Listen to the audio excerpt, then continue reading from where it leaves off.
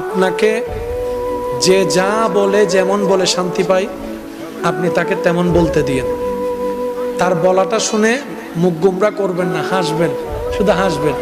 যদি জিজ্ঞেস করে আমি তোরে বকলাম, বকা দিলাম, মন্দ বললাম, তুই হাসলি কেন, আপনি শুধু এতটুকু বলবেন, এই অশান্তিময় পৃথিবীতে কেউ কারো শান্তি এনে দিতে পারে না।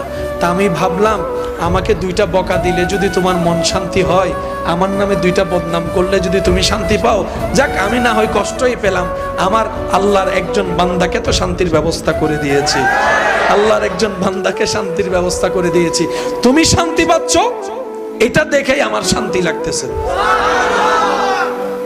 মনে থাকবে ইনশাআল্লাহ। একটু কঠিন, কিন্তু বিশ্বাস করেন উত্তর দেওয়ার চাইতে বড় মজা হচ্ছে চুপ করে থাকা। প্রতিশোধ নেওয়ার চাইতে বড় মজা হচ্ছে ক্ষমা করে দেওয়া। একবার করে দেখেন, শয়তান করতে দিবে না, এটা সত্য। কারণ এগুলা করলে তো আপনি রহমত পাবেন, শয়তান তো এটা চায় না। শয়তান চায় কি জানেন? কেউ একটা বললে আর বান্ডারত কি হম আছে না, 3 হলো।